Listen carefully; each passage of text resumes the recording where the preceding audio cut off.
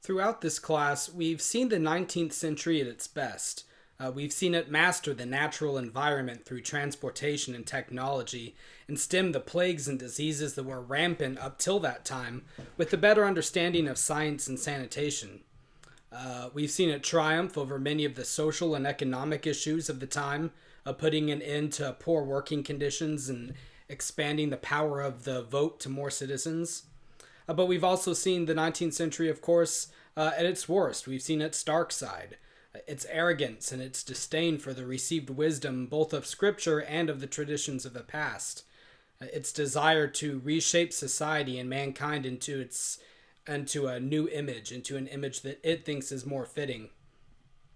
Now, we're going to be looking at the 19th century's great fear. And for a culture that put so much emphasis on progress and reason, on technology and the intellect, it's perhaps only natural that its greatest fear would be the unknown and the irrational. We saw how characters such as Lebzhetnikov from Crime and Punishment wanted to turn everything, even mental illness, into an equation. And this is because once everything can be quantified and measured and accounted for, we can lay claim to some sort of control over it. It makes people feel comfortable. The 19th century's greatest fear was that something was going to happen that it didn't have an answer for. That logic and rationalism and utopianism would one day run up against something that couldn't be measured, that couldn't be quantified. Near the end of the century, a genre of literature came into prominence known as invasion literature. And these writings explored this fear of the unknown. They would often depict the European world, Western culture, as under attack by some sort of outsider that was in some ways antithetical to its own values and philosophies. A novel called The Battle of Dorking depicted the invasion of England by an unnamed enemy, although the enemy pretty much resembled the Germans. And this novel stoked fears of the country's inability to defend itself in the face of foreign powers. Later on, H.G. Wells wrote The War of the Worlds, which dealt with a similar theme, but this time on a planetary scale. Humanity itself was under attack by alien invaders, and this is one of the earliest science fiction novels. The mid-Victorian era had been a time of prosperity and strength for England in particular, and now, in the final decade of the 19th century, this paranoia that something was about to go wrong was growing. Into all of this comes Bram Stoker. He was an Irish novelist, although for most of his life his main source of income wasn't from writing novels, it was from the theater. He was the manager of a playhouse called the Lyceum Theatre in London, which was owned by his friend Henry Irving. Stoker had initially been writing articles as a theater critic on the side while working a desk job in the Irish civil service, which was a career that had been chosen for him by his family in which he didn't really have any passion for. It was kind of like a bureaucratic job. It was during his time as a critic that he first met Henry Irving. Now, one important thing to note about Stoker's personality is that he was prone to hero worship. Throughout his life, he would latch on to people with powerful, commanding personalities and basically devote himself to them. For example, he wrote a number of letters to the American poet Walt Whitman that read like letters really from a gushing groupie to singers in a pop band. But the person that he attached himself to most was Henry Irving, who was a stage actor as well as his own manager. The two became friends, and Irving felt comfortable entrusting the affairs of the Lyceum Theatre to Stoker so that he could pursue his other interests at the same time. By all accounts, Irving probably wasn't the best person for Stoker to have chosen to idolize. He was notorious for being selfish and for sucking up the time and energy of those who worked for him. He was a bit parasitical. In fact, many critics point out the resemblance between Irving and the character of Count Dracula, who literally sucks the life energy out of his victims. But Stoker was blind to these faults.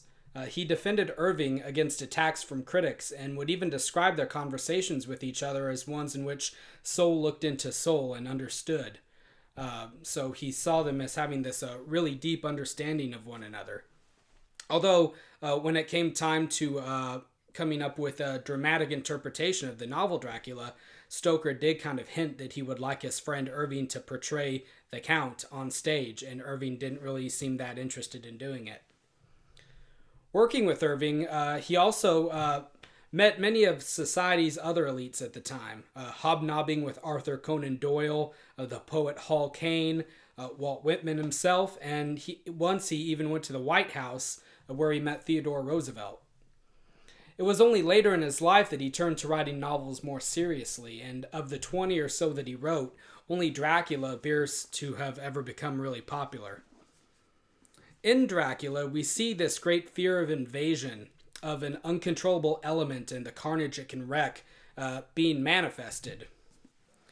In the opening pages, actually in the first page, Stoker juxtaposes the safe, rational world of Western culture to the superstitious old world of the East, into which his first protagonist is traveling. And there's such a culture shock for him that it's almost like stepping back into time. And who is this protagonist, Jonathan Harker? We're reading the first 4 chapters of the novel from his perspective, since it's written in epistolary form. That is, it's assembled from a collection of fictional letters and correspondences to give it an air of authenticity. And we read not only the action that's occurring, but also his private thoughts and feelings as he writes in his journal. And we learn that he's a solicitor's clerk from London. He's new to the profession, and he's going about his boss's business in the country of Transylvania. We know that his boss is very dear to him, almost like a father, he says, and we also know that he's engaged to a woman named Mina, who he thinks about frequently. He's in Transylvania to meet one of his boss's clients, a nobleman named Count Dracula, who wants to purchase a home in London and move there, even though he has never seen the country. He's just read about it. So Harker is on his way not only to have Dracula look over some legal papers, but also to help him better understand the culture and the language of the people that he's going to be living amongst when he gets there. And there's nothing really too fishy or unreasonable in this request, although it is an out-of-the-way journey for Harker to make. Transylvania is located in central Romania in the Carpathian mountain range. It's very multicultural. Harker has to use his guidebook to communicate with the villagers there because everyone's speaking so many different languages and dialects. And this is because, as we learn later, it's been a region that's been hotly contested for centuries by various political powers. Dracula says that there's hardly a foot of soil that hasn't been enriched by the blood of men. It was ruled by the Dacians in ancient times, then successively by the Visigoths, the Huns, and the Slavs, and then for a long time it was under the control of the Ottoman Empire. Basically, the impression we're supposed to take away from this is of a country that's really been beleaguered and battered on all sides, that's been conquered and lost and reconquered again for its entire existence. And this is the land that Harker has come to. And right off the bat, he starts getting warnings that not everything is as it should be. All of the villagers that he talks to, and the innkeeper, and the coachman who takes him up into the mountains, they're all acting really strange around him, almost as if they pity him. They're giving him all sorts of weird gifts like crucifixes, and they're making signs to ward off evil from him. But being a man of the 19th century, a man of the Enlightenment, Harker brushes all of this off as rural superstition, and he goes to the place where he's supposed to meet Dracula anyway. But then even he begins to feel nervous. The woods seem to be infested with wolves, and there are strange glimmering blue lights off in the darkness that he can't account for. Everything seems really haunted and magical. And finally he comes to the castle itself. It sits on the very edge of a high precipice, very foreboding. Maybe we can imagine lightning flashing in the background. In fact, today we might almost think of it as cliche. It's the same sort of castle we see in the Scooby-Doo intro, with all the bats flying out of it. And while we're on this subject, there are a lot of things happening in these opening chapters that modern readers might roll their eyes at and consider unoriginal. We probably think of Harker as a complete idiot to get all these warning signs and be oblivious to what he's walking into. I mean, after all, his host, Count Dracula, is the stereotypical vampire. Yeah, pale skin, widow's peak, bushy eyebrows, flaming eyes, sharp teeth, and pointed ears. I mean, Harker should be running away the second that they meet, right? But remember that for every cliche in literature or in cinema, there's an original. We might think of all this as rather commonplace for a horror story, but that's only because Stoker's novel was so popular that it sort of set the standard of what horror novels should be. Anyway, Dracula invites Harker into his castle, and he's doing his best to make it seem like there are unseen servants tending to their needs. But later, of course, Harker discovers that there are no servants in the castle. Dracula is doing all the menial tasks, such as setting the table and making the bed for him when he isn't looking, to make it seem like they're being waited on, even though the castle is deserted. But the first couple of nights that he stays there, Harker is willing to overlook the oddities. Dracula is a nobleman, and he's treating him as any noble would treat their honored guest. They talk about London, and then Harker gets him to talk about Transylvania. And this is a subject that gets him really excited. He seems to have an intimate knowledge of all the various battles that have occurred there throughout the centuries, almost as if he were there, Harker thinks. And he eulogizes his ancestors for their bravery on the battlefield. He's talking about this ancient race that he belongs to, the Zekalais, and I think it's worth pausing for a moment to consider what sort of language and imagery he's evoking here. There are some things that I think should sound familiar from our study of Nietzsche. And I won't read everything, I'll skip around a bit, but just in general, this is him recounting the history of the Zekalais and of his family.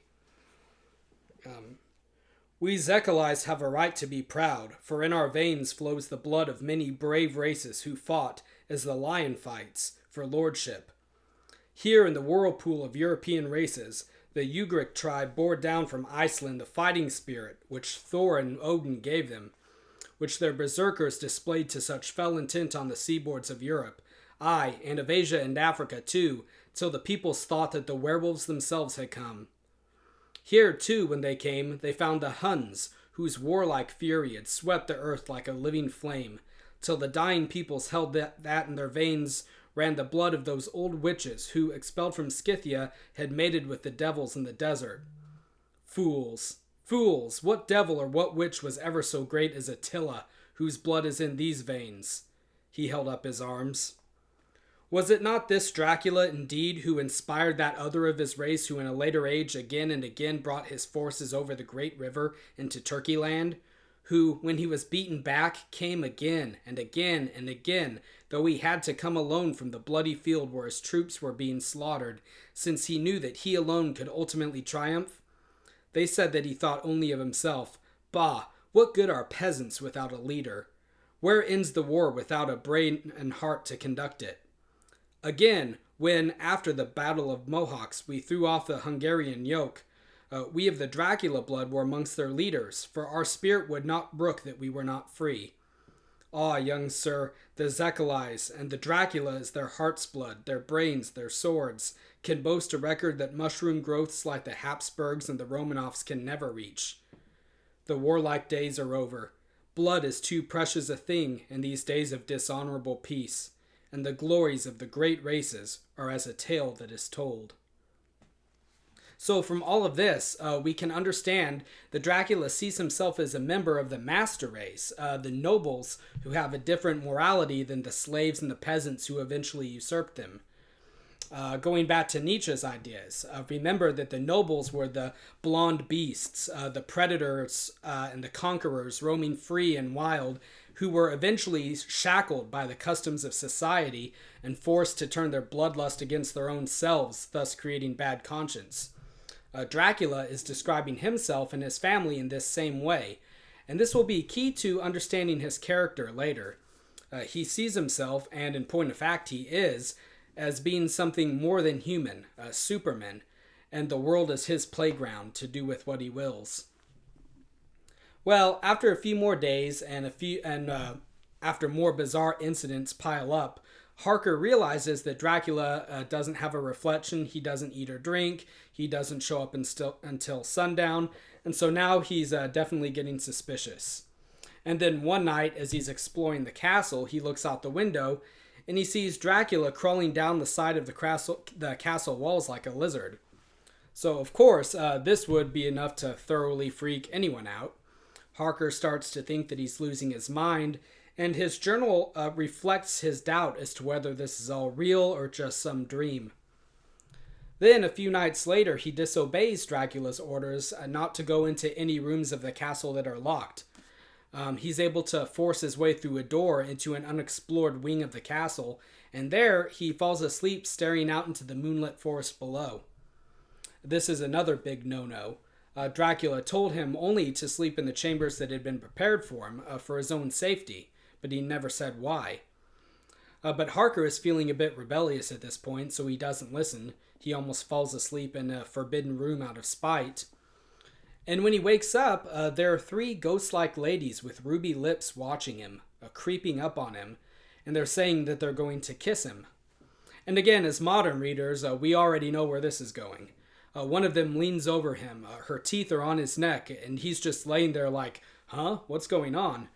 But right as the female vampire is about to bite him, Dracula intervenes and forces the females away from Harker. He's furious that they would disobey him, since he apparently commanded that no one was to harm his guest. Now, any gratitude that Harker might have felt toward Dracula is done away with by his means of pacifying the females. For one thing, he tells them that they can have Harker when he's done with him. Then he tosses them a large sack in which there's a small child. The females pounce on the sack, and then they dematerialize. They turn into dust motes, and they float out through the window on a moonbeam.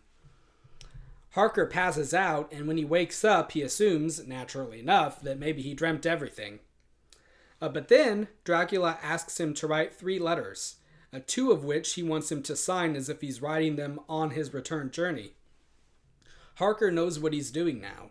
Dracula wants to leave a paper trail to make it seem like he was well on his way back to London before his sudden disappearance. But he really doesn't intend for him to leave the castle at all. Harker's his prisoner now, and he knows that his days are numbered. A few weeks go by, and Harker is racking his brains trying to think of some means of escape. Meanwhile, Dracula is still making preparations to move to London. Some local gypsies who are loyal to him arrive and start helping him pack things up. One detail that will become important later on is that they bring 50 empty large boxes, which they then fill up with dirt from the courtyard in the chapel. And the novel will explain why they're doing this later. Harker is getting more desperate because he knows that once Dracula leaves, he will be at the mercy of the 3 female vampires. So on the last day before the Count's departure, he sneaks down into Dracula's rooms through the window ledge, which, if you're scared of heights, is terrifying in and of itself. And he begins looking around for the keys to the front door so that he can get away. Although there's evidence that the front door is sort of magically bolting itself, or that Dracula has some power over it. Maybe there aren't really any keys at all. But, Harker, he's thinking desperately right now. He thinks, maybe I can find the key hanging up somewhere and get out of here while he's asleep. So he makes his way down into the chapel where the boxes of dirt are, and inside of one of them he finds Dracula laying immobilized, half covered in the dirt. And I want to read this passage because I think that the imagery is really evocative and it really highlights Stoker's skill as a writer of suspense. We read, "I raised the lid and laid it back against the wall, and then I saw something which filled my very soul with horror. There lay the Count, but looking as if his youth had been half renewed, for the white hair and mustache were changed to dark iron gray. The cheeks were fuller, and the white skin seemed ruby red underneath. The mouth was redder than ever, for on the lips were gouts of fresh blood, which trickled from the corners of the mouth and ran over the chin and neck. Even the deep, burning eyes seemed set amongst swollen flesh, for the lids and pouches underneath were bloated. It seemed as if the whole awful creature were simply gorged with blood. He lay like a filthy leech, exhausted with his repletion. I shuddered as I bent over to touch him, and every sense in me revolted at the contact. But I had to search, or I was lost. The coming night might see my own body a banquet in a similar way to those horrid 3. I felt all over the body, but no sign could I find of the key. Then I stopped and looked at the Count. There was a mocking smile on the bloated face which seemed to drive me mad. This was the being I was helping to transfer to London, where perhaps for centuries to come he might, amongst its teeming millions, satiate his lust for blood and create a new and ever-widening circle of semi-demons to batten on the helpless. The very thought drove me mad. A terrible desire came upon me to rid the world of such a monster. There was no lethal weapon at hand, but I seized a shovel which the workmen had been using to fill the cases, and lifting it high, struck, with the edge downward, at the hateful face. But as I did so, the head turned, and the eyes fell full upon me, with all their blaze of basilisk horror. The sight seemed to paralyze me, and the shovel turned in my hand and glanced from the face, merely making a deep gash above the forehead. The shovel fell from my hand across the box, and as I pulled it away, the flange of the blade caught the edge of the lid, which fell over again and hid the horrid thing from my sight. The last glimpse I had was of the bloated face, blood-stained and fixed with a grin of malice, which would have held its own in the nethermost hell. So, we learn later on that the renewed youth of the Count came about because he had recently fed on a human being. And we also know that that was the case because he has blood all over his mouth. Drinking blood rejuvenates him, makes him look more alive and young. And notice that Harker's thinking at this point is really similar to one of our other main characters that we've read about, Victor Frankenstein. They're both thinking about the danger that's being posed to the human race at large, and they both feel the need to rid the danger by taking care of the problem themselves. Well, after all of this, Harker still can't find the key, but when the gypsies arrive to carry away the boxes, he decides that he's going to try to scale down the castle walls all the way to the bottom and get some help from local laborers to send him on his way home. We actually don't get to find out if he succeeds because he hasn't put his journal down yet to actually make the attempt. But we'll find out in next week's readings. So for then, please read chapters 5 through 9, and we'll take it from there. Thanks.